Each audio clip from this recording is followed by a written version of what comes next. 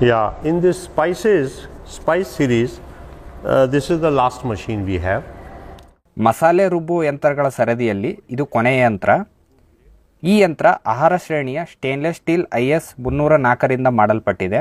ಇದರಲ್ಲಿ 2 ಮತ್ತು 3 HP ಯ 2 ಮಾದರಿ ಯಂತ್ರಗಳು ನಮ್ಮ ಹತ್ರ ಇದ್ದಾವೆ. ಈ ಯಂತ್ರವನ್ನು ನಾವು ವಿವಿಧ ಉದ್ದೇಶಗಳಿಗಾಗಿ ಬಳಸಬಹುದು. ಉದಾಹರಣೆಗೆ ಅಕ್ಕಿ ಹಿಟ್ಟು, ಗೋಧಿ ಹಿಟ್ಟು, ಕಡಲೆ ಹಿಟ್ಟು, ರಾಗಿ ಹಿಟ್ಟು ಜೊತೆಗೆ ರವಾ ಕೂಡ ಈ ಯಂತ್ರದಲ್ಲಿ ಬೀಸಬಹುದು. ಮೇಲ್ಗಡೆ ಒಂದು ಸಣ್ಣ ಕೋಣೆಯಲ್ಲಿ ಎಲ್ಲ ಧಾನ್ಯಗಳನ್ನು ಹಾಕೋಕೆ ಜಾಗ ಮತ್ತು ಜಾಳಿಗೆ ಕೊಟ್ಟಿದ್ದೀವಿ. ಒಣಮೆಣಸಿನಕಾಯಿ ಪುಡಿ ಮಾಡಲು ಒಂದು ಹೊರ ನಳಿಕೆ ಕೂಡ ಕೊಟ್ಟಿದ್ದೀವಿ. ಗಾತ್ರದಲ್ಲಿ ದೊಡ್ಡದಿರುವ ಪದಾರ್ಥಗಳನ್ನು ಈ ನಳಿಕೆಯಲ್ಲಿ ಹಾಕಬೇಕಾಗತ್ತೆ.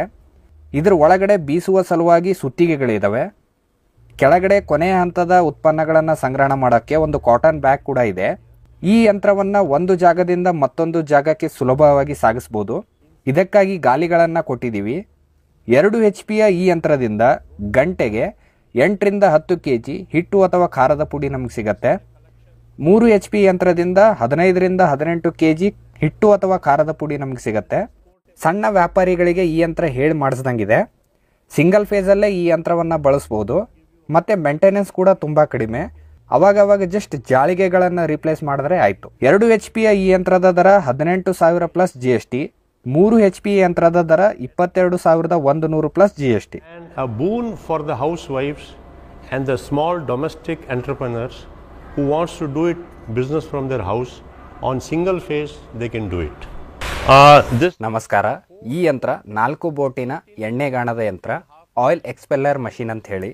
ಈ ಯಂತ್ರದಲ್ಲಿ ಸೋಯಾಬೀನ್ ಹೊರತುಪಡಿಸಿ ಎಲ್ಲ ಎಣ್ಣೆಕಾಳು ಬೆಳೆಗಳ ಎಣ್ಣೆಯನ್ನು ತೆಗಿಬಹುದು. ಸೋಯಾಬೀನ್ ಎಣ್ಣೆ ತೆಗೆಯೋದಕ್ಕೆ ಬೇರೆ ಯಂತ್ರನೇ ಬರುತ್ತೆ. ಈ ಯಂತ್ರವನ್ನು ಚಾಲನೆ ಮಾಡೋಕ್ಕೆ 5 HP ಮೋಟಾರ್ ಬೇಕು.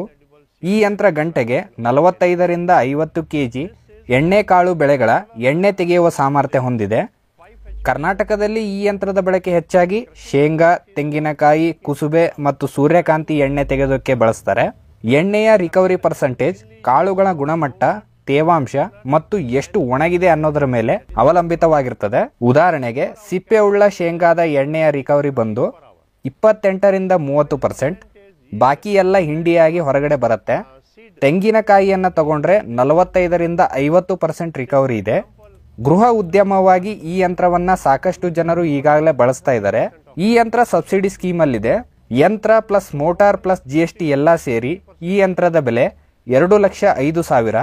ಎಲ್ಲ ವರ್ಗದ ಜನರಿಗೆ ತೋಟಗಾರಿಕೆ ಅಥವಾ ಕೃಷಿ ಇಲಾಖೆಯಿಂದ 1 ಲಕ್ಷ ಸಬ್ಸಿಡಿ ಇದಕ್ಕೆ ಇದೆ.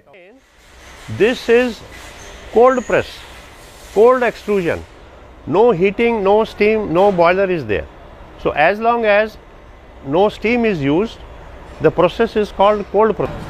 ಸರ್, ಈಗ ಈ ನಮ್ಮ ಸ್ಟಾರ್ ಇಂಡಸ್ಟ್ರಿಯಲ್ಲಿ ಸರ್ ರೊಟ್ಟಿ ಮಾಡುವ ಯಂತ್ರ ಕೂಡ ಇದೆ ಸರ್. ಇದು ಇವೆಲ್ಲ ಬೇರೆ ಬೇರೆ ಗ್ರೇಡ್ ಕೂಡ ಕಾಣ್ತಾ ಇದ್ದಾವೆ ಮೇಲ್ನೋಟಕ್ಕೆ.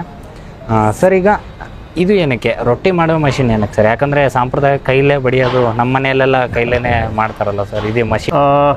There's a lot of demand in Maharashtra and in Karnataka, especially in North Karnataka. ರೊಟ್ಟಿ ಮಾಡುವ ಯಂತ್ರಕ್ಕೆ ಕರ್ನಾಟಕ ಮತ್ತು ಮಹಾರಾಷ್ಟ್ರದಲ್ಲಿ ತುಂಬಾ ಬೇಡಿಕೆ ಇದೆ. ಅದರಲ್ಲೂ ಉತ್ತರ ಕರ್ನಾಟಕ ಭಾಗದಲ್ಲಿ ಜಾಸ್ತಿ. ಸಾವಿರಾರು ಯಂತ್ರಗಳನ್ನು ನಾವು ಈಗಾಗಲೇ ಗ್ರಾಹಕರಿಗೆ ಮಾರಾಟ ಮಾಡಿದ್ದೇವೆ. ಒಟ್ಟು 2 ಮಾದರಿ ಯಂತ್ರಗಳು ನಮ್ಮ ಹತ್ರ ಇದ್ದಾವೆ. ಒಂದು ಸ್ವಯಂ ಚಾಲಿತ, ಇನ್ನೊಂದು ಅರೆ ಸ್ವಯಂ ಚಾಲಿತ. ಈ ಯಂತ್ರದಲ್ಲಿ ಅಕ್ಕಿ, ಜೋಳ, ಸಜ್ಜಿ ರೊಟ್ಟಿಯ ಜೊತೆಗೆ ಹೋಳಿಗೆ ಕೂಡ ಮಾಡಬಹುದು. ಈ ಯಂತ್ರ ಕೂಡ ನೀವು ಏನ್ ಕೈಯಿಂದ ಬಡ್ದು ಅಥವಾ ಉಜ್ಜಿ ಮಾಡ್ತೀರಾ ಅದೇ ರೀತಿ ಕೆಲಸ ಮಾಡತ್ತೆ.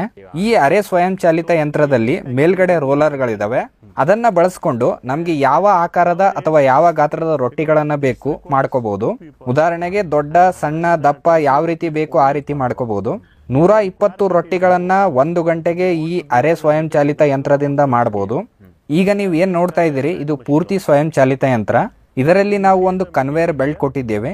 ಅದ್ರ ಜೊತೆಗೆ 10, 11, 12 ಇಂಚು ರೊಟ್ಟಿ ಮಾಡೋದಕ್ಕೆ ಒಂದು ಕಟ್ ಮಾಡುವ ರಬ್ಬರ್ ಕೂಡ ಇದೆ.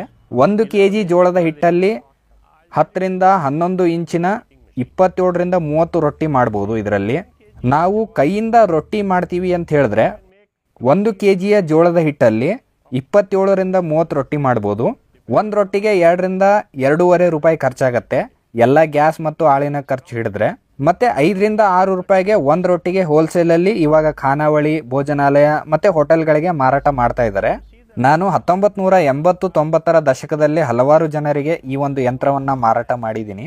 ಅದರಲ್ಲಿನ ಒಂದು ನಿದರ್ಶನ ತಗೊಳ್ಳೋದಾದ್ರೆ, ಗಂಡ ಹೆಂಡತಿ ಇಬ್ರು ಸೇರಿ ಮದುವೆ ಸೀಸನ್ಗಳಲ್ಲಿ ಈ ಯಂತ್ರವನ್ನ ಬಳಸಿ 15ರಿಂದ 20 ದಿನಗಳಲ್ಲೇ ಇದ್ರ ಮೇಲೆ ಹಾಕಿರುವ ಬಂಡವಾಳವನ್ನ ವಾಪಸ್ಸು ತೆಗೆದಿರುವುದನ್ನು ನಾನು ನೋಡಿದ್ದೇನೆ. ಈ ಯಂತ್ರದ ಬೆಲೆ GST ಎಲ್ಲ ಸೇರಿ 30,000. ಇದಕ್ಕೆ ಸಬ್ಸಿಡಿ ಇದೆ. ಸಾಮಾನ್ಯ ವರ್ಗದ ಜನರಿಗೆ 15,000 ರೂಪಾಯಿ ಸಬ್ಸಿಡಿ ಇದೆ. ಮಹಿಳಾ ಮತ್ತು SC/ST ವರ್ಗದ ಜನರಿಗೆ 27,000ವರೆಗೂ ಕೂಡ ಸಬ್ಸಿಡಿ ಇದೆ ಇದಕ್ಕೆ. ಈ ಸ್ವಯಂ ಚಾಲಿತ ಯಂತ್ರಕ್ಕೆ ಬರೋದಾದ್ರೆ, ಇತ್ತೀಚೆಗೆ ಇದರ ಬೇಡಿಕೆ ಬಹಳ ಹೆಚ್ಚಿರೋದ್ರಿಂದ ಇದರಲ್ಲಿ ನಾವು ಅರ್ಧ HP, 1 HP ಸಿಂಗಲ್ ಫೇಸ್ ಮಾದರಿಯ ಗಂಟೆಗೆ 500ರಿಂದ 700 ರೊಟ್ಟಿಗಳನ್ನು ಮಾಡುವ ಯಂತ್ರಗಳನ್ನು ತಯಾರು ಮಾಡ್ತಾ ಇದ್ದೀವಿ.